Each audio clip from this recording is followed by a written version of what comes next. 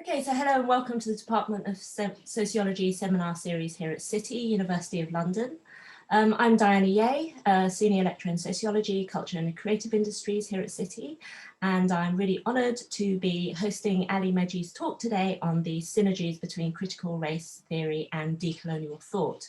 So this event has generated quite some excitement, and we have a huge sign up for today with attendees from all over the world. So I'd just like to quickly welcome everybody say that I very much look forward to what promises to be a really exciting conversation.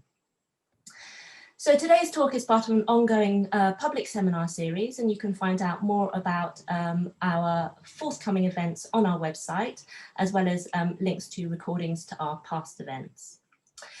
Okay, so without further ado, I'd like to introduce Ali. He is a lecturer in social inequalities at Cambridge University, and he's also the director for the MPhil in marginality and exclusion there, and chair of the Decolonizing Sociology group. So many of you will know that his book of the same name, Decolonizing Sociology, has very recently come out, and I highly recommend that everyone goes out to purchase a copy, and also make sure that it's on your university reading lists. Okay, so in terms of the talk today, Ali will be talking for about 30 odd minutes or so, and then the rest of the hour thereabouts will be devoted to questions and discussion. Ali actually has a meeting at 2 o'clock, so we're going to finish 5 minutes early. We will be using the Q&A function, so please feel free to start posting any questions you may have for Ali as and when they arise, although I'll also invite speakers to ask their questions verbally in person. But if you type them in advance, it gives me the opportunity to kind of structure them. Okay, so Ali, a very warm welcome to you. We're all hugely excited to have you here today, and we really look forward to hearing what you have to say on this incredibly important topic. Thanks so much for inviting me along to City. I was saying I only actually live down the road, so it kind of feels like I am kind of in City right now. I also do have building work going on all sides of where I am, so sorry if some of the background noise gets in the way. So I'm just going to share my screen because I've got some slides. And yeah, as Diana was saying, this talk is about the potential theoretical synergy that can be developed between critical race theory and decolonial thought. And it kind of draws on the work I'm doing at the moment, where I'm looking at how this synergy can play out to study crises like capitalism, the coronavirus pandemic, the climate crisis, and far-right political projects. Because I'm trying to speak only for around 25-30 minutes, because it's a bit boring to just listen to one person speak for a long time on Zoom. I'm just going to focus a bit on the far-right political stuff, but we can talk about some of the other stuff in the Q&A if you're interested in it. So in terms of kind of where the ethos or the ethic of this project came from, on the one hand, I think that there's been a growing interest in the differences between the sociology of race on the one hand and a post-thought decolonial sociology on the other hand. And I think that this is quite a wide and it's quite a global debate. But if you think about where I'm based in the UK, what we quite often see is a bit of a conflation between decolonial thought with this general sociology of race, where concepts like decoloniality and decolonizing become seen as being synonymous to kind of anti-racism a bit more broadly. And just, as a precursor, this is not a critique of the people doing this work. So, many of these people are friends and collaborators. It's more so a critique of how the terms are being kind of deployed, how the debate is playing out, particularly within the British context. So if you look at some of the recent work in Britain, what you see is stuff that, decolonial thought is needed in the social sciences because it draws our attention to the whiteness of the university staff body, because it helps us to understand the experiences of minority staff in universities, because it helps us to see how knowledge producers within UK academic institutions are still disproportionately white, and to see how we need to challenge structural racisms and sexisms on our reading lists and in the way we teach particular topics. So I think that we have this critical approach broadly from the left. So we have this critical approach, which is kind of conflating concepts of whiteness and anti-racism with this concept of decolonizing and decoloniality. And kind of simultaneous to that, you also have this attack on the right. So whereas that work on the left is actually doing really good stuff, because obviously it's incredibly important that we talk about the whiteness of the university staff body, it's incredibly important that we talk about the experiences of minority staff at universities and so on. The attack on the right is more so conflating critical race theory and decolonizing and stuff like intersectionality and what they call cultural Marxism. They kind of all lump together in what they see as this wokist politics, right? This wokeism. So you have a kind of conflation on the left, but you also have a conflation on the right. And they're both trying to do different things, but they both end up kind of conflating critical race theory and decoloniality and decolonizing. So I guess what I'm trying to do is to go beyond the conflation to therefore kind of look at some of the complementary differences between critical race theory and decolonial thought. So in doing so, I'm kind of I'm not just comparing the sociology of race to decolonial thought, but I'm kind of looking specifically at critical race theory as one paradigm within the sociology of race and its complementary differences with decolonial thought. I say it's informed by ice cream because this whole project of theoretical synergy can be thought of via this metaphor where you might like to eat vanilla ice cream and you might like to eat chocolate ice cream, but it doesn't mean that you necessarily want to have one ice cream which is simultaneously chocolate and vanilla. So you don't necessarily want to synthesize them into one particular ice cream. And rather, you might just want to have a scoop of vanilla and a scoop of chocolate and eat them simultaneously without wanting them to be one thing. I'm actually lactose intolerant, but I think that the metaphor kind of works for what I'm talking about with theoretical synergy, because what we're trying to do is not to say critical race theory is better than decolonial thought or decolonial thought is better than critical race theory, but instead we can say they both bring something different to the table. And actually the differences that they bring enable us to gain more critical analysis of the social world. And yeah, I kind of explore that synergy in a recent paper in Current Sociology, and I kind of explain how I'm working with critical race theory in that paper in the British Journal of Sociology. So how do I move this? There we go. In terms of the complementary differences between these two paradigms, I think one of the first key differences is how decolonial thought focuses on coloniality, whereas critical race theory very much focuses on what they term as the contemporary foundation of race. Now, just as a quick note, when I'm talking about critical race theory, as I'll come on to in a couple of slides, I am talking about the critical legal studies of people like Crenshaw and Bell. I am talking about the education stuff like Lads and Billings. But in particular, I'm really thinking about its sociological iterations. So particularly through Eduardo Bonilla Silva's racialized social system approach, where racism is construed as this structural thing. It's not society's bad apples in as much as society's roots. And through this kind of reading, racism basically refers to the unequal distribution of resources across a structural racial hierarchy. So through this racialized social system approach, through this critical race theory approach, there's a kind of emphasis that you have to study the contemporary foundation of racial inequality outside of its colonial foundations, thus turning away from what Bonilla Silva refers to as the sins of the past, e.g. slavery, colonization, and genocide.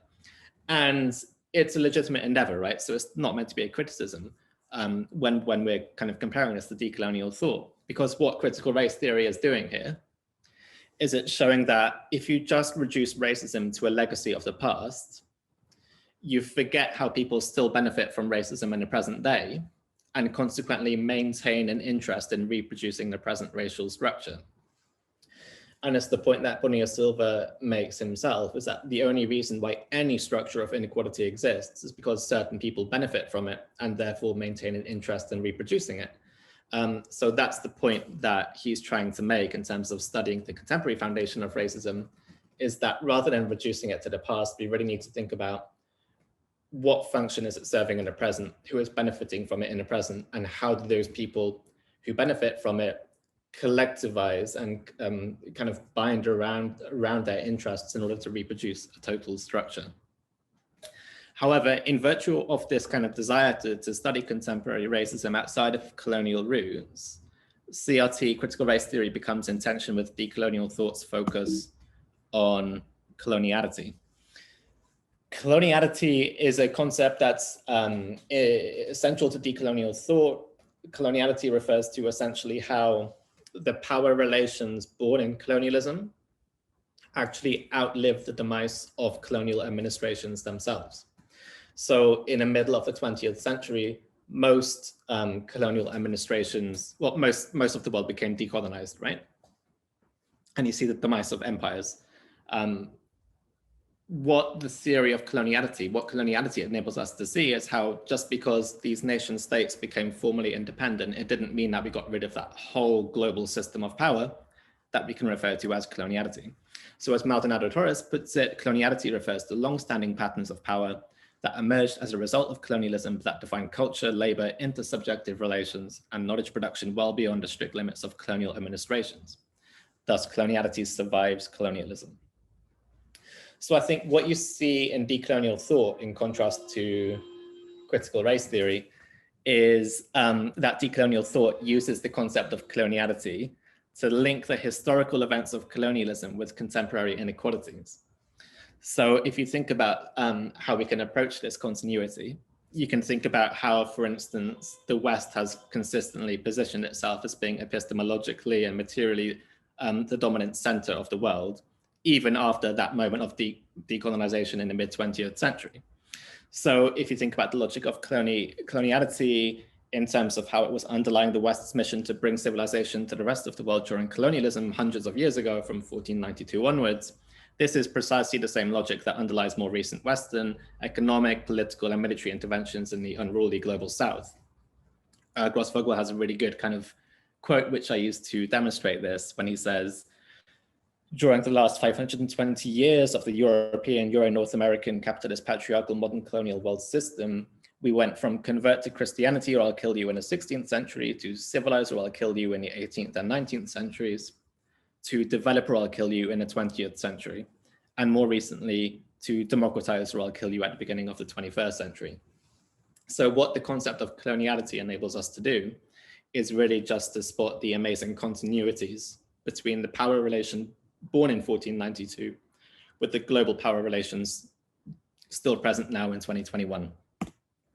And inside this kind of conceptual difference between CRT and decolonial thought, therefore, is also a kind of methodological difference between the primacy of historical analysis and decolonial thought with more of the presentism of CRT.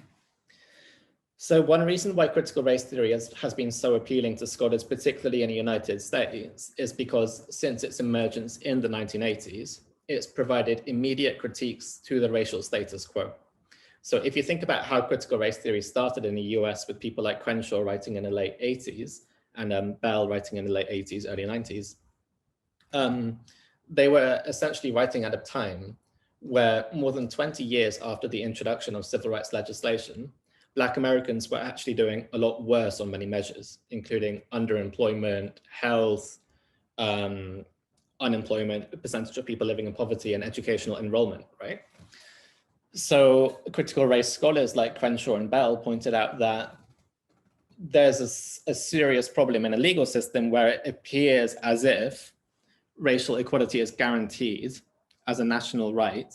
And yet the reality is, ever since introducing these legal measures, Black people are actually doing worse on so many measures, right? So it provides an immediate critique to the status quo. In this case, it provides an immediate critique through the calls for legal reform. And you see the same as it moved into education studies, where you get people like Gladstone Billings calling for educational reorganization. And then even when it moved into sociology, and you get these critiques of Obama and the post-racial era and so on. So read through this lens, critical race theory has always kind of offered analysis and suggested reformations of the here and now based in a very presentist, qualitative-based and quantitative-based analysis. By contrast, decolonial thought really denies that the present even exists as a discrete temporal event, instead arguing that it's impossible to conceive of the present and the future as separate and distinct from the past, for the past is constitutive of the present and as such is inherently reconstituted within the future. So what decolonial thought tries to do, by contrast, is really this act of temporal linking. It tries to embrace a historical approach, which shows how the logics, processes, and practices put in place during colonialism continue to shape the present and the future world. This could involve, for instance, linking the current climate crisis with the desire for unlimited capital accumulation and the process of extractivist capitalism, which was set in motion by European colonialism back in the late 1400s. And lastly, this kind of conceptual and methodological difference therefore creates quite a significant empirical difference, to the extent that critical race theory tends to study racialized social systems, these racial structures, these racial hierarchies, as nationally discrete social structures, and argues that to study these nationally distinct social structures, one must be specific, as Bonilla Silva says, to each nation's own racial situations. So read through this lens, you can talk about, the Canadian racialized social system, the French racialized social system, the British racialized social system. And what we're doing with that concept is really just thinking about how each nation has its own distinct racial structure. This has led people like Goldberg and Assed to really point out that critical race theory does struggle with a bit of a US centrism, with a bit of a national myopia. At its kind of most strong critique, therefore, one person could say to critical race theory that it's a bit guilty of methodological nationalism, to the extent that it's really studying nations outside of their global and transnational roots and how the nation itself is a transnational phenomenon. And that's basically what decolonial thought's actually trying to do, is decolonial thought's trying to stress that it's not just building temporal links, it's also building spatial links. What's happening in one place is shaped by what's happening elsewhere, and therefore it kind of prioritizes more of a transnational form of analysis. Just to kind of play out, just to show how this kind of plays out in reality, let's use the example of nationalism. So if you think about how critical race theory has studied nationalism, you can look at this paper, Bonilla Silva's, this is a white country, the racial ideology of the Western nations of the world system. It's very much an idea that nationalism and racialized nationalism, so when British people define Britain through the lens of whiteness, through critical race theory, that very much is seen as a racial ideology. It's a way of interpreting how race works. It's a way of reproducing the contemporary racial structure. So it's based very much through that concept of this is distinct to this racial structure. And because it's a distinct racial structure, it has its own racial ideologies, in this case, nationalism, to reproduce those structural relations. What you see with decolonial thought, so if we look at Stuart Hall's quote here, you have a much more transnational understanding of how things like nationalism and national identity can work. So if you take Stuart Hall's famous quote here, he describes himself as being the sugar at the bottom of the English cup of tea, saying that there are thousands of others beside me that are, the cup of tea itself. And as he points out, it's kind of not contradictory, but counterintuitive to dominant nationalist imaginaries, because as he points out, tea is a symbolization of English identity. What does anybody in the world know about an English person except that they can't get through the day without a cup of tea? But as he shows, tea itself was a colonial product, and it continues to be a product that's taken from the global South, from the former colonies. So as he summarizes, there is no English history without that other history. As he's showing, really, there is no such thing as English identity that is divorced from what England was doing in its empire, right? Through its colonial expropriations.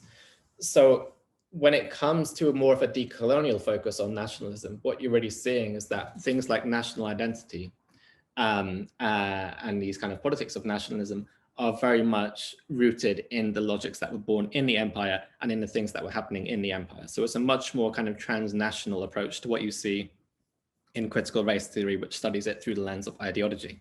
If you're kind of interested in this relational analysis of decolonial thought, it's something I talk about in my book. So if anyone wants to order it to their university libraries, I would greatly appreciate that. So yeah, that was my plug. That was the plug for the book. So this is where the notion of synergy comes in, because in social theory, we regularly see these attempts to synthesize disparate paradigms. So you see it with people like Bourdieu and Habermas, Goffman, Giddings and Archer, when there's this attempt to basically bring elements of subjectivism and objectivism together. And what's underlying these kind of desires for synthesis is a kind of understanding that objectivism is good, but it has its limitations. Subjectivism is good, so it has its limitations. Oh, you know what? They both have limitations. Why don't we try and synthesize them into one paradigm?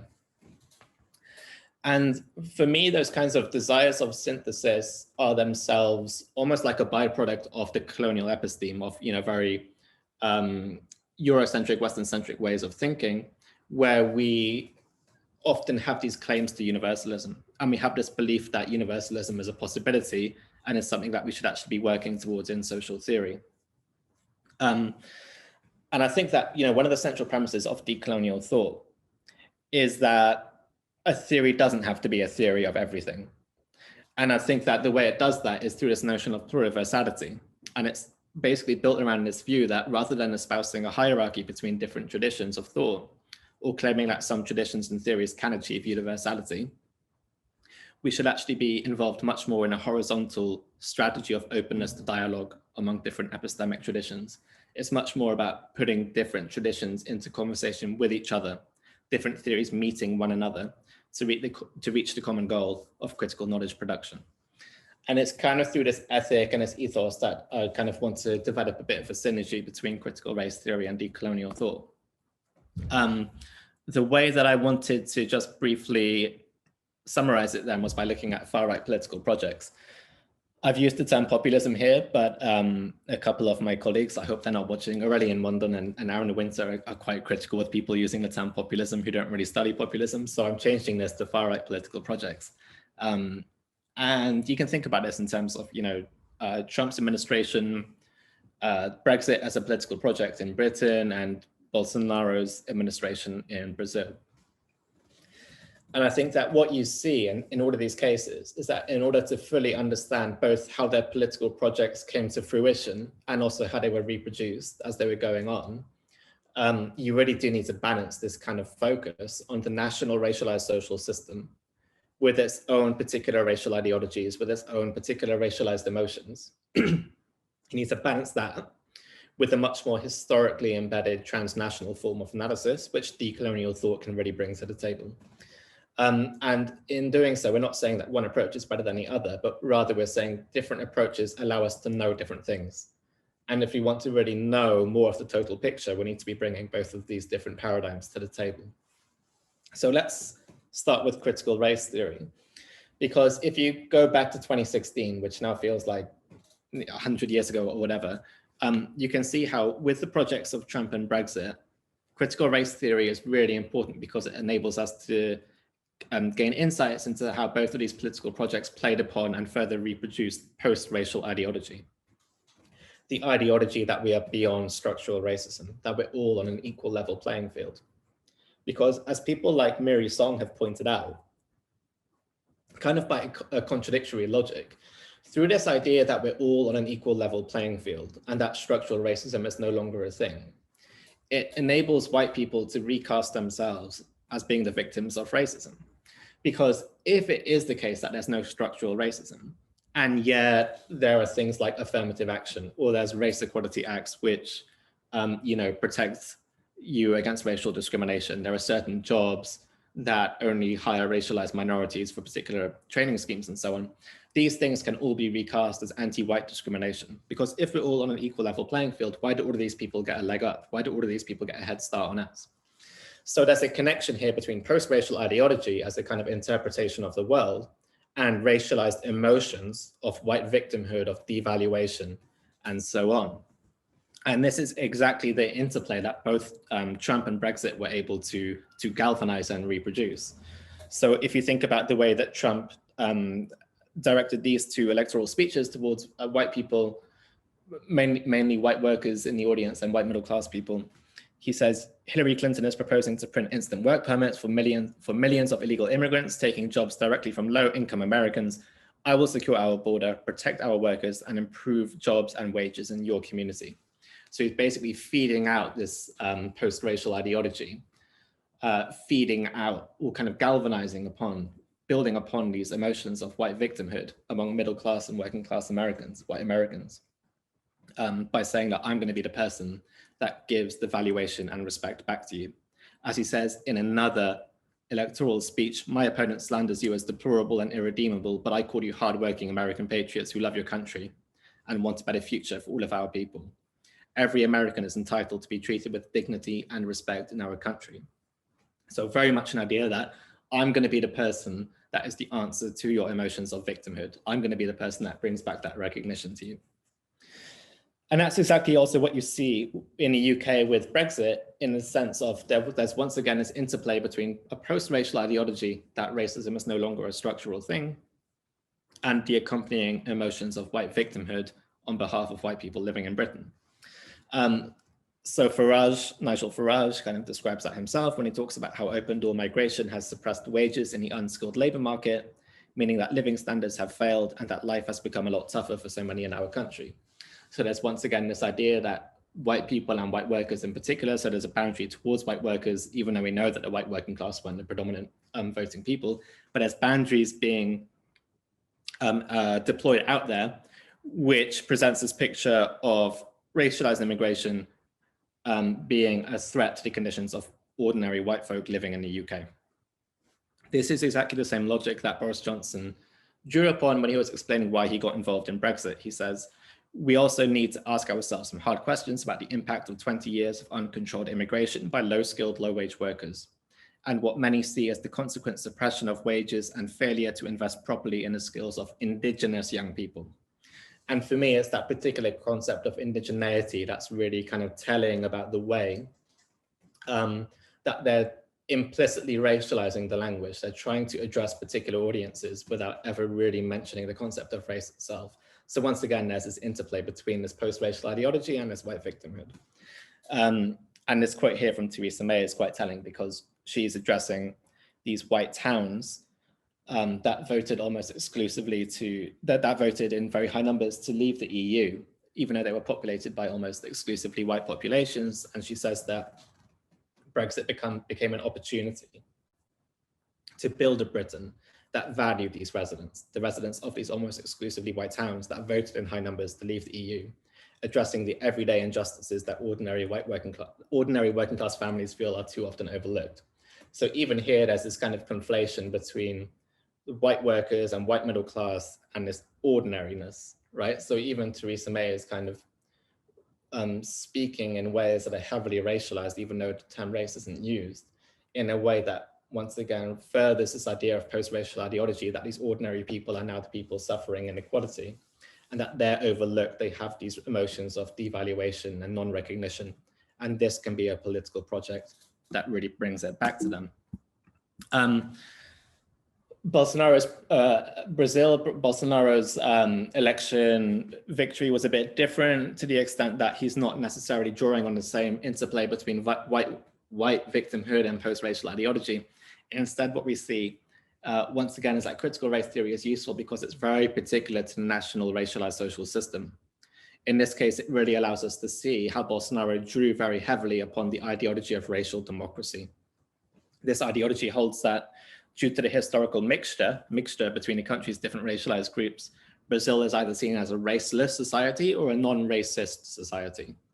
And given the strength of this ideology, as Michelle Lamont and her colleagues write in their book, Getting Respect, even denouncing racism and emphasizing racial identity is seen as unpatriotic, not only by the state, but by society at large.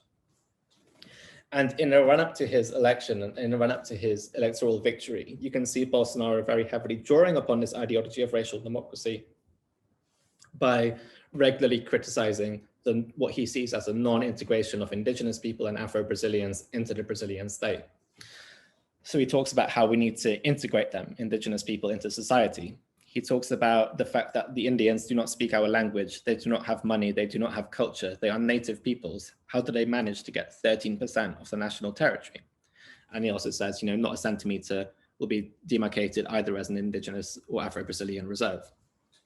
So there's this idea of racial democracy, this ideology of racial democracy, which is really fueling Bolsonaro's campaign, to the extent that he's saying that we should be a raceless society, and therefore all of these groups that are kind of defining themselves via racialized terms need to integrate into the nation state.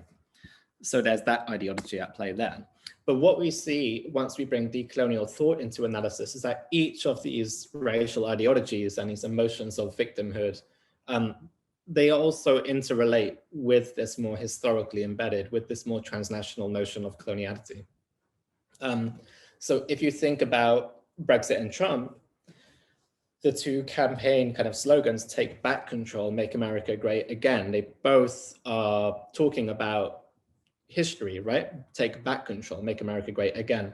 They're both making reference to an imagined history and to a kind of almost like a fantasy of a history in which both of these nations, America and the US, were imperial powers.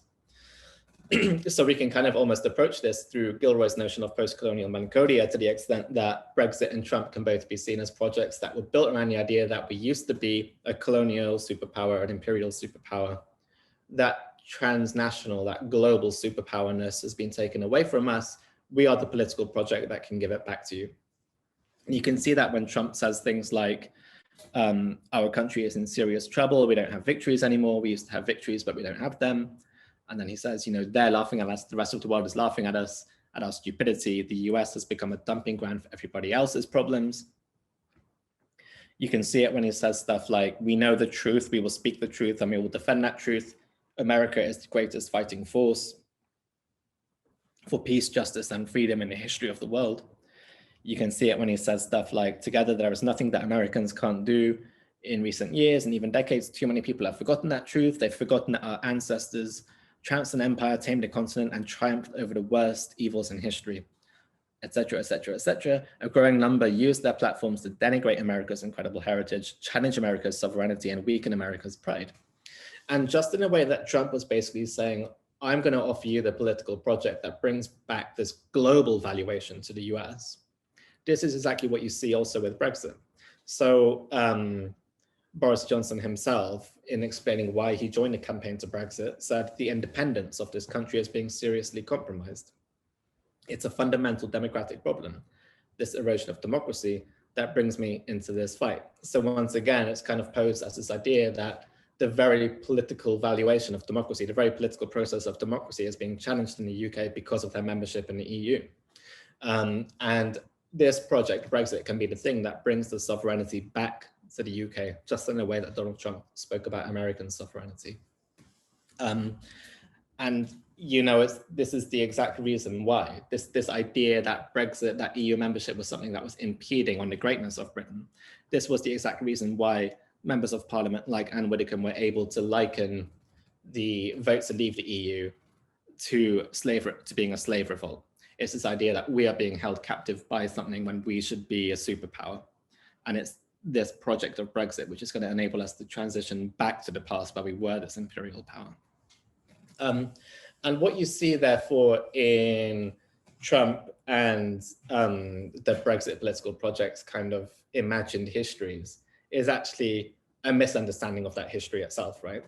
So we know very clearly that the vote to leave the EU was nothing like a slave revolt, and Anne Widdecombe's comments there are thoroughly misguided and rely on a thoroughly misunderstanding of what happened in history.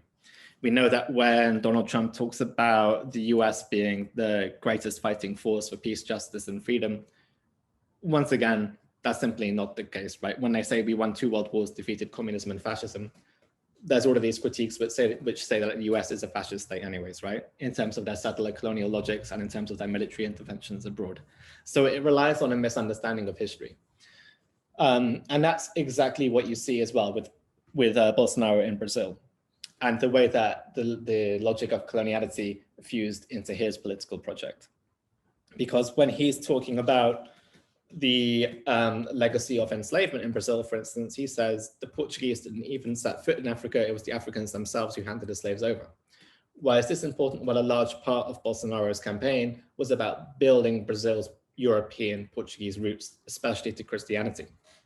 In order to do that, he wanted to present a picture of Portugal and of Europe which exonerated them from their colonial past. And it's not just that in terms of the colonial logic that you see in Bolsonaro's campaign, you also see this ongoing commitment to extractivist capitalism that we mentioned in passing earlier, to this idea that indigenous land is seen as something that is valuable only in terms of the capital that can be extracted from it. rather than the people who themselves live there and have ownership over it themselves. So you can see the way that he talks about how there is no indigenous territory where there are minerals, gold, tin, and magnesium are in these lands, especially in the Amazon, the richest area in the world.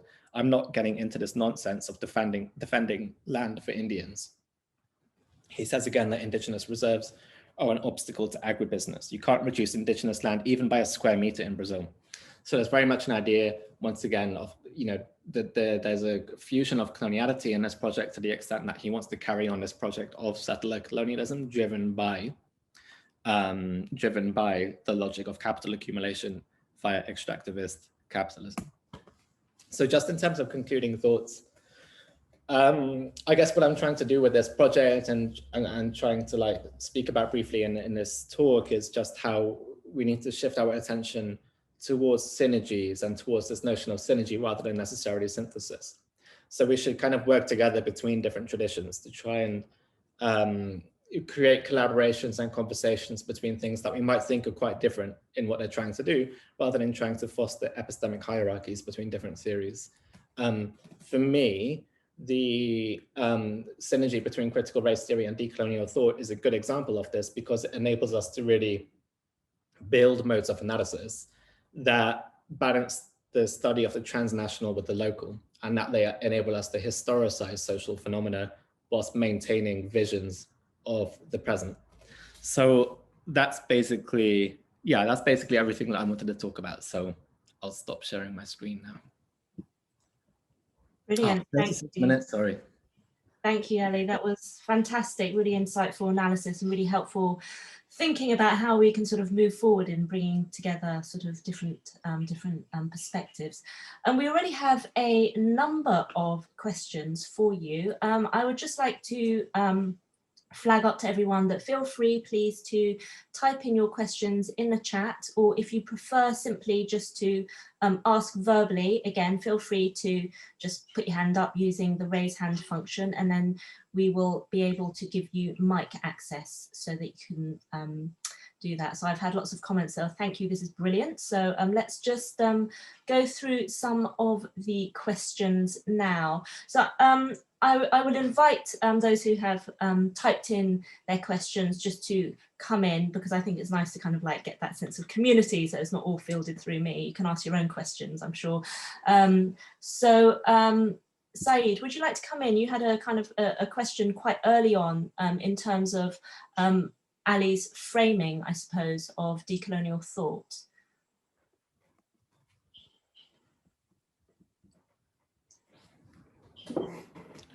And you will need to obviously turn your mic on.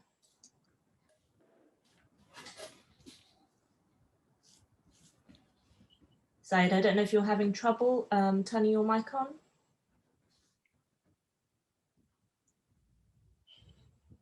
Okay, so what I will do, I'll ask on your behalf. I can see you there, but I don't know if the mic's not coming on for you. So the question was, or the comment that you can respond to is, I'm not sure that decolonial thought frames racism as a legacy of the past, but rather in terms of the persistent legacy systemic effects of historically racialized colonialism in a contemporary post-colonial era. Yeah. So that's a really good question and a comment, and I completely agree with it. So it's not the fact that decolonial thought sees racism as a legacy of the past, but rather that the power relations that were born in the past continue into the present. So they still are characteristic of present social inequalities, but it's just that the power relation we're talking about has its basis in 1492, so it has a historical basis. Mm-hmm. I mean, I guess this is a kind of a follow-up question to that, which is about the extent to which we can really talk about decolonial theory as only historical and critical race history as not being interested, critical race theory is not being interested in history, and whether or not that is a slight sort of simplistic misrepresentation of both paradigms. Yeah, it's a really good question, and it's a really good criticism, and it's one of the reasons why, you know, many peer reviewers might be sometimes raise this question and so on. I think that my answer to it typically is that, of course, it's correct. It's a simplistic representation to the extent that both critical race theory and decolonial thought are broad houses, right? So especially with decolonial thought, if we say that it starts in 1492 and is now still continuing in 2021, that's over 500 years worth of thought and of practice. And it would be a misrepresentation to say that all of these things over the past 500 years are just belonging to the same thing and they're all the same. So of course, decolonial thought has multiple different iterations, and you can say the same for critical race theory. The things that people in critical legal studies were talking about in the 80s and 90s was quite different to the stuff they were talking about in education studies in the 90s and noughties, which was quite different to the stuff they were talking about in sociology in the noughties and 2010s up to the present. So, and they all have their different concepts and interests and so on. So yeah, I completely agree. And I think that what I'm trying to do is to take bits of decolonial thought and bits of critical race theory, particularly that racialized social system approach, as examples deliberately which highlight how these are two approaches within these two broad houses that are quite opposed in many ways. But that even in this case, when they're so opposed on so many different levels, you can still kind of develop this interesting synergy between them. Thank you, Ali. And there's another question which I think follows on really nicely from that about post-colonialism. Rima, I don't know if you want to come in and ask your question verbally.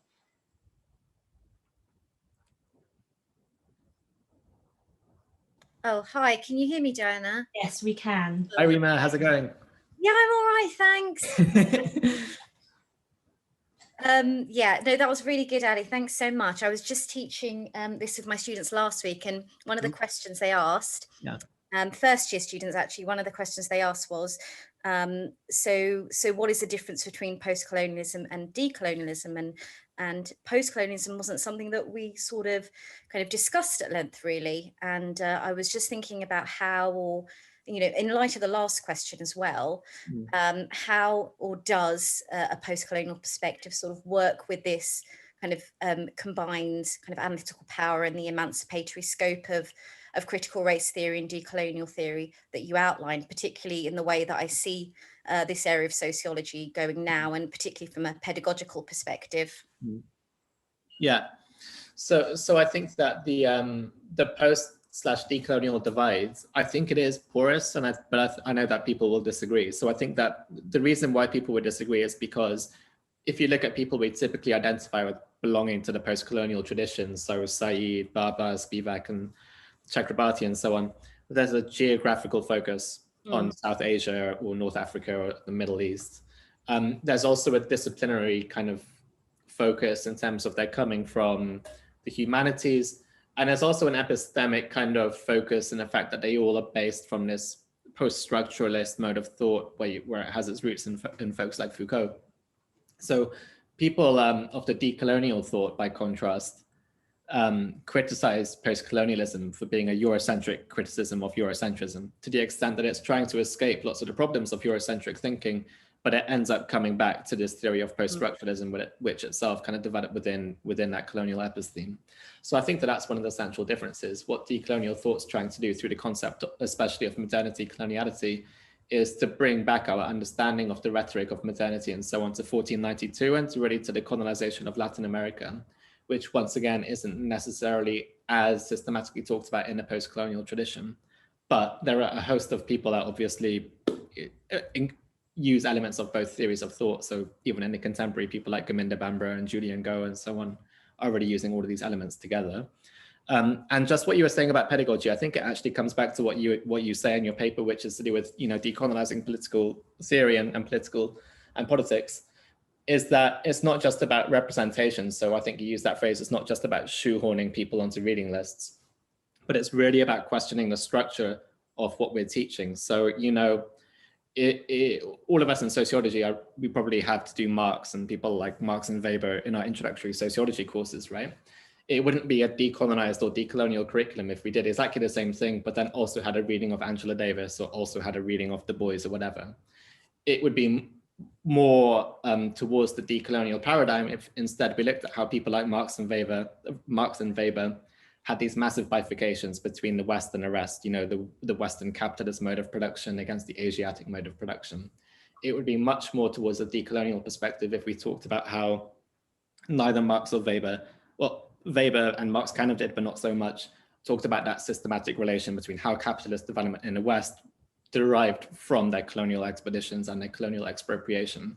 So I think that what you were saying is really important, that it goes way beyond the issue of representation, and it's more so to a redistribution of knowledge itself and a reconstitution of knowledge and of how we teach central figures and so on. Totally. Thanks so much. And your book is really, really useful as well for my first years too. So thanks, thank Rima. you for that. It's firmly up there in the reading list. Thanks, Rima. That means a lot. That means a lot. Thank you. Thanks, Diana. Thanks, Rima. And we actually have a few more sort of comments, I suppose, and questions in relation to post-coloniality, and then also a kind of a whole range of questions about pedagogy and teaching. So perhaps we could just continue with post-colonialism before I move on to pedagogy. So Saeed, again, I know you've had a little comment there. I don't know if you'd like to try coming in again on your mic. And whilst Saeed perhaps does or does not try to come in, we can invite Sarah to come in. Okay, Saeed, I think you're here. Matt, can you help? Can you turn on Saeed's mic? Is that possible?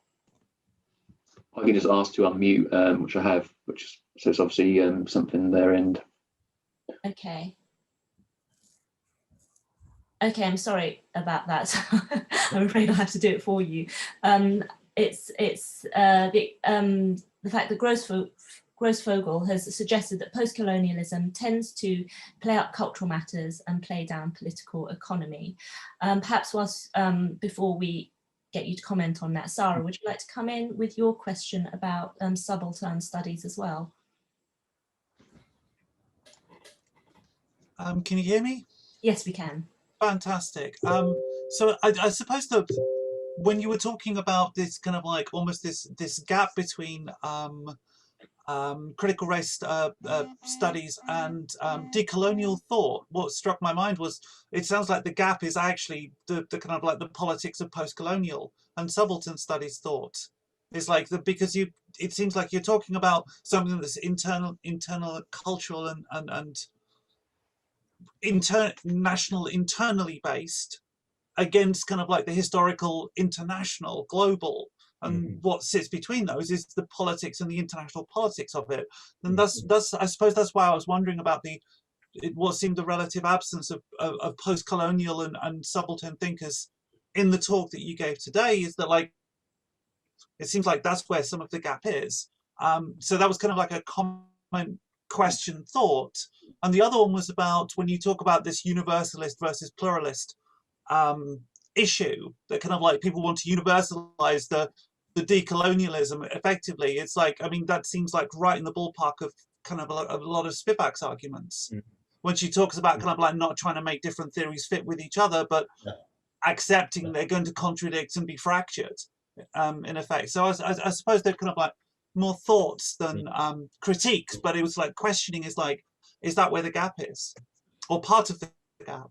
Yeah, no, I really appreciate those points, and I think that that's one of the main reasons why I see the gap between post and decolonial thought as being a bit more porous than some might say, to the extent that people, as you were saying, like Spivak, so obviously are providing insights which are quite similar to what the decolonial mission was all about, right? So in terms of that theory of pluriversality, for instance.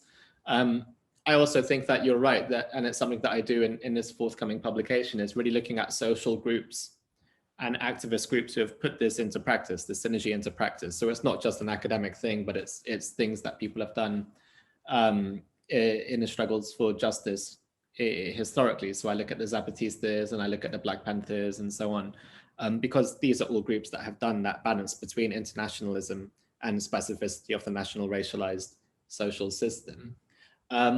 I guess one of the reasons why I'm hesitant to say that the gap is filled by subaltern studies or this post-coloniality is in virtue of the concepts that we produce from the various paradigms. So for me, theories, concepts that we derive from theories ought to be useful. We only need to have concepts if they can help us to do something, right? Critical race theory through the racialized social system approach provides us with concepts to really thoroughly understand how racism works at national levels, to the extent of it gives us the concept of racial ideology, of racialized emotions, of racial grammar, of racialized interaction orders. all of this stuff that we didn't actually manage to get into in this talk because I was trying to go over it quite quickly, whereas decolonial thought equally gives us all of these concepts that we can use in terms of the coloniality of knowledge, being, of power, the colonial matrix of power, and so on. It gives us all of these concepts that allow us to study power on a global scale. So I think that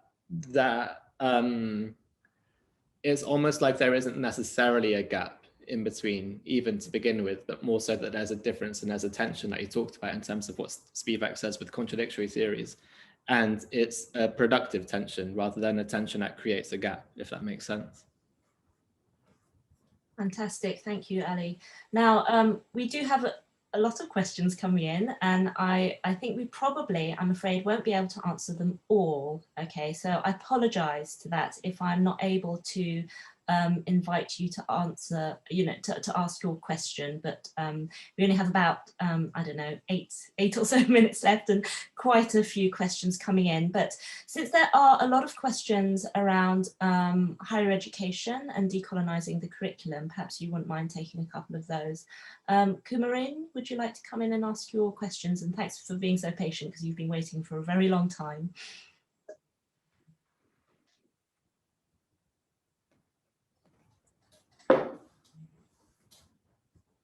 I don't know if Kumarin, are you there? I don't know if I'm pronouncing your name correctly. I may well not be.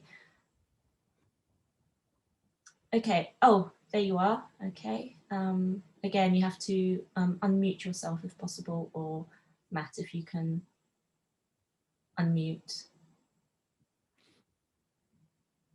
It seems very bizarre that some people seem to be able to unmute and some people are not.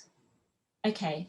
As I can't see your, you're not being able to speak, I will just, if you don't mind. Oh, here we go. Okay. Can you hear me now? Sorry. We can. Okay, sorry about that. I was trying to unmute myself. Just a quick question. So I was just wondering, I'm involved in transnational higher education. I teach in West Africa for a British university based here. And one of the questions that occurs to me is, to what extent do you think that this entire endeavor of transnational higher education is driven by coloniality? And also, do you think that one of the questions I have about transnational higher education is the practice of kind of taking a curriculum that's developed in the UK, which is incredibly Eurocentric, and transplanting it in West Africa or Asia or a different part of the world, and expecting students to study in that part of the world the British way. I'm from Sri Lanka, so this is also something I've seen in Sri Lanka as well. So do you think that you can decolonize the curriculum purely on an academic level without just shoehorning non-white academics into reading lists? Or does it have to be an inherently political act? Sure, yeah. The question about university campuses is so interesting and so kind of appropriate, right? Because what I found really interesting when I was doing research for my decolonizing sociology book was I came across this paper by Sujata Patel, and she points out that in the 1920s, India had more sociology departments than Britain did in their universities. But that didn't necessarily mean that there was a really productive indigenous or autonomous Indian sociology, because what you have instead is this overall global political economy of knowledge, which represents the structure of coloniality, right? So especially as well in that period of the 40s and the 50s, and George Steinmetz writes really well about this, you get this shift in the empires where they try to become more democratic. And one of the ways they think they're becoming more democratic is by helping all of these colonies set up educational institutions. So you get all of these universities springing up, but they're just teaching basically what these empires want them to teach in the first place. So they're almost using knowledge to reproduce the power relations. And it meant that you can get people, thinkers going from Europe to these places in the colonies to basically study those people almost as the other, in ways that reproduce those colonial differences in being. So if you think about Norbert Elias from a sociological point of view, for instance, he was a professor at the University of Gold Coast, and he was allowed to do it through that colonial network. And when he went there, he was basically saying, oh, my civilizing process theory doesn't really work here because like people in this country don't really have this kind of notion of civilizing, and they don't really have this notion of modernity. So it was kind of like those universities weren't necessarily critical institutions because they were just reproducing that same knowledge, which was used to justify colonialism itself. And I think that you can kind of see that continuing into today.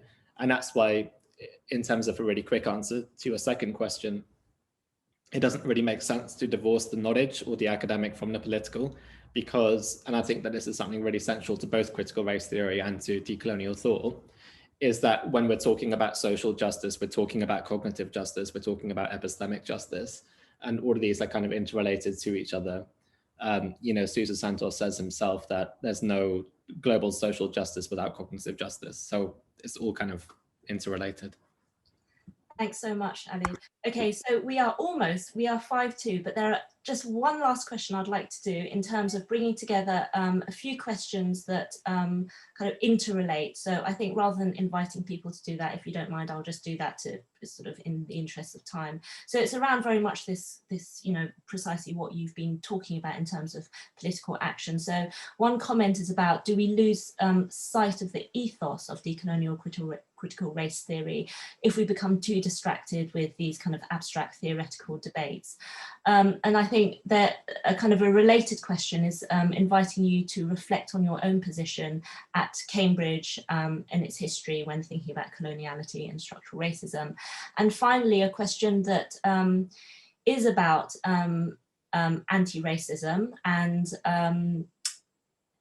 the extent to which there is a need to actually decolonize anti-racism, and if you had any comments on what that kind of project would look like.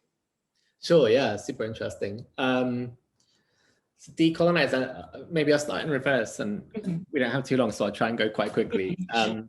Decolonizing anti-racism is so interesting to me and so important to me because it's kind of basically talking about how if you want an effective anti-racist movement, you can't just focus on the state or the nation state, but you have to battle these global transnational processes. And it's not the fact that this is a new thing. Loads of social movements do it and have done it.